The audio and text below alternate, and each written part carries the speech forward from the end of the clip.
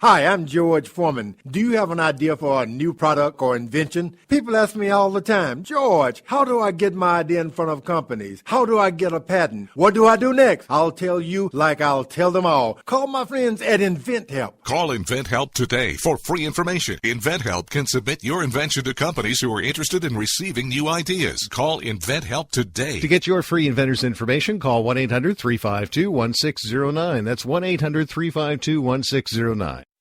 If you want to work until you keel over, have less of everything in retirement, or give back more of your hard-earned money to the stock market again, then just ignore me. But if you'd like to protect the money you save, receive a steady, predictable retirement income, and enjoy financial security for as long as you live, then listen to this. You can download a free report that reveals the wealth-building secrets Wall Street and the banks don't want you to know. You'll learn how you can get guaranteed growth, safety, and real prosperity without risking your money in the Wall Street casino, and how to get the money you need when you need it, simply by asking for it. This is the best way to have a 100% secure retirement, and know your money will last as long as you do. To learn more about this method, and to get your free report, go to 52security.com. That's the number 52security.com. 52security.com. Go to 52security.com.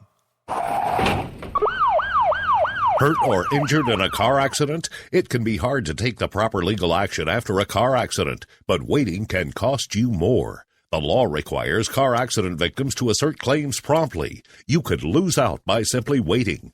Call 800-709-4667 right now to see what your claim could be worth when handled by a skilled attorney. With a lawyer fighting and speaking up for you, you could be entitled to a big cash award. Call 800-709-4667. That's 800-709-4667. Now it's fast and easy to connect with the legal help you need after your car accident. Call 800-709-4667. The call is free, but you need to act now before time runs out on your claim. You need a lawyer to fight for you, protect you, and get you the compensation you need and deserve. Time's wasting. Call 800-709-4667. That's 800-709-4667. Call now. I considered suicide so I wouldn't put my family through all the pain. Many of our warriors are returning home from the battlefield, only to face a new war as they struggle with devastating injuries. At Wounded Warrior Project, we understand. We're there to help. Even though you think you're broken, you're not. It's the physical and the emotional healing that Wounded Warrior Project provides. With a gift of just $19 a month, you can join Wounded Warrior Project. You'll help provide critically needed programs and services that rebuild lives. Beautiful. There you go, buddy. The ongoing needs of our wounded and their families will continue for many years to come. Now is the time to show your support. Call now or go online with your gift of just $19 a month, and we'll send you this Wounded Warrior Project blanket. It made me feel that there's people out there that care about us. After this event, we can finally maybe start to heal as a family and move forward. We need your help. The families are hurting. For many of our wounded heroes, the greatest casualty is being forgotten. That's why your gift of just $19 a month is so important. Please, call or go online right now. You shouldn't have to pay to talk to the people closest to you, or the people who used to be. That's why Umbrella Wireless is proud to announce the new Friends, Family, and Recent Ex-Girlfriend plan. Now you'll get unlimited calls to your best buddy, your mom, or Cindy, once she realizes that you're seriously meant for each other and should stop screening your calls. Now the 30 minutes of agonizing silence where you're both afraid to hang up may drain your battery, but it won't drain your wallet. And you'll get unlimited calls just to check if she still cares enough to pick up, with no extra charges. With the Friends, Family, and Recent Ex-Girlfriend plan, your phone will automatically answer calls from your ex, because maybe she finally realizes that you're the only one for her and wants to get coffee sometime. Now, after lonely nights of looking at pictures of the road trip you took together when everything was great, your misspelled texts are absolutely free. The only thing you have to pay for is the booze. The Friends, Family, and Recent Ex-Girlfriend plan, because she wants you back. She just doesn't know it yet.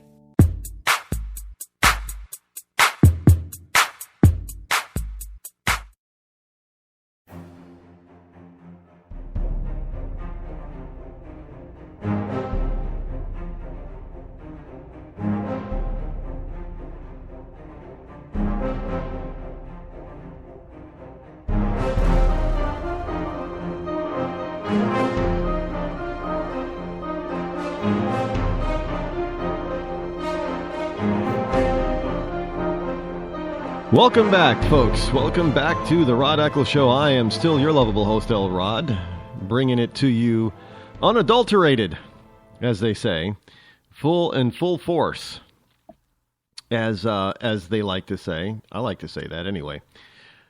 Hybrid and electric vehicles struggle to maintain owner loyalty, and this is from Edmunds.com. The people who know cars, the people who would know all about what's going on with cars. You know, what people are buying, what people are, are not buying, what people are trading in, what people are trading up for or trading down to, and all that kind of stuff. Well, Edmunds is saying that from yesterday, Earth Day analysis shows car buyers trading in alternative fuel vehicles for SUVs more than ever before. While the president is flying around, expending over 9,000 gallons in jet fuel, as well as other kinds of fuel for multiple different types of vehicles, people in the United States, the average citizen, are taking their little hybrids and their electric vehicles like their Priuses and dumping them. Car buyers are trading in hybrid and electric cars for SUVs at a higher rate than ever before, according to a new analysis from car buying platform Edmunds.com. Now, the analysis offers a surprising look at how today's gas prices are drawing hybrid and EV owners toward gas-guzzling vehicles at a much more accelerated pace than in recent years. Now, notice how they always say gas-guzzling. Now, understand, if you're buying an SUV today, it's not a gas guzzler. No, the SUVs today and these crossovers, they get better gas mileage than the small little cars that we used to drive back in the 80s and 90s. And even today, they're not that far. Many of them are not that far off on MPG as some of these other smaller cars, like Mini. Now, I like the Cooper Mini. I think it looks cute. It's a great little car. I mean, it's nimble, it's quick, and of course, there was the movie with using the minis. But it's for a little car. It's not a smart car. Still say smart cars are dumb cars or death traps. Oh no, they have wonderful crash ratings. Well, there's no metal around you. Don't give me this. They have good crash ratings. No, they don't. There is no crumple zone in those things. Really. I mean, those. My little Scion TC, not a big car, looks like a full-size sedan parked next to one of those things. Smart cars. I mean, that's how tiny they are. I mean, if you were to chop a Scion in half, that would be about the size of a smart car. No, thank you. Especially in a nation where there are cars. I mean, I have seen these little smart cars driving down the highway heading into Boston. Now, let's face it, Bostonites, greater vicinity Bostonites, there's a lot of people with a lot of money around here. And they tend to buy bigger vehicles. Now, one of the things that, just about everybody looks small compared to a tractor trailer, semi truck, right? So I'm not going to compare it to that, but to a regular Ford F-150 or 250 or a Dodge Ram or even a Chevy Silverado, those things look. I mean, it looks like you could slide those smart cars underneath those trucks, those pickup trucks. I mean, that's how ridiculous. It looks like they're riding in go-karts down the highway. And I look at the people inside, and they're driving with pride. But then I looked online for the gas mileage of these things, a few years ago. It's not that great. I mean, the Scion TC with nearly 200 horsepower gets almost the same gas mileage, almost as good a gas mileage as the much pricier smart car. And that's the other thing. Those things are not cheap. There's nothing to them, but they're not cheap. And then you got the stupid little ugly. I'm sorry, I think the Prius looks ugly. I don't know it looks like a bread basket to me. I don't know what it looks like, but it is, to me, they're ugly. I don't think they look cool at all. And I think they've always looked ugly. But that's my personal opinion. I wouldn't buy the Prius simply because I don't like how it looks. I would turn it down because of how it looks. And those things are, again, more costly than my Scion. Now, I know a lot of people are out there saying, well, Rod drives a Scion, a little dinky car, because I don't want to make a house payment for a vehicle. That's why. I don't like car payments. Just so people know, I don't like I own my car outright. I paid it off early. I don't like car payments. I never have liked car payments. When I had my first car payment and I had to spend, what was it? I think it was $75 a month. I hated that. I was so happy to be done with it. When I had my first car payment, I was so happy to be done with it. It was ridiculous. And it just so happens it was on a Mustang GL. It was a 1983 Mustang GL. And I think it was $75 a month. Or I don't remember, but I remember the cost of the car. The car cost me like $4,000, and it was like a 4-year note or something. I don't remember the interest rate and all that kind of stuff. But yeah, it was a little less than I think it was a little less than $100 a month. It was around 75 or so. But I hated that car payment. I tried so hard to get rid of that car payment early. I was so happy when I did because I got the title. Then it was mine. It was my car. That's another thing that a lot of these people just do not understand. They always talk about, well, this is my car. No, it's not. Until you get the title free and clear, it's the bank's car. It's the lending institution that lent you the money on that vehicle. They own the car. And even if you have one payment left and you don't make that payment, you will find out within a couple of months who owns the car because they'll come and take it. It's called repossession. Why do you think they call it repossession? Repossession. Because they, in their eyes, in their mind, possessed the vehicle first. They have the lien on it. They have first dibs on that thing.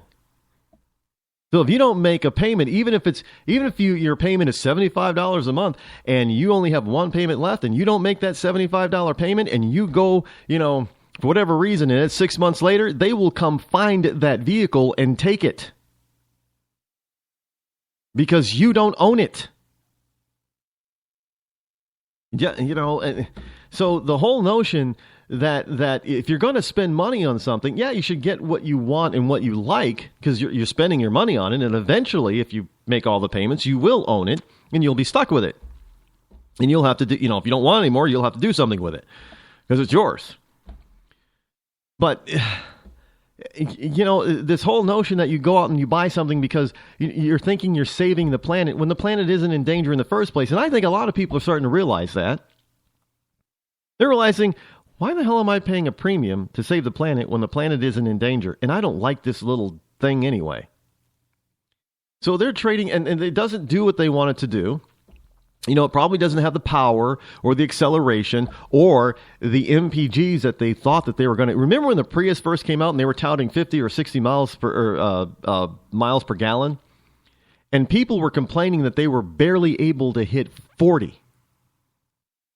Remember that? And Toyota had to readjust how they calculated the MPG. I remember that. And because people were upset. I'm not getting 50. I'm getting 38 miles a gallon, man. And they were upset. Well, 38 miles a gallon is pretty good, but that's not what they thought they were getting. That's not what they were paying a premium for. They were paying the premium for those cars because, you're on a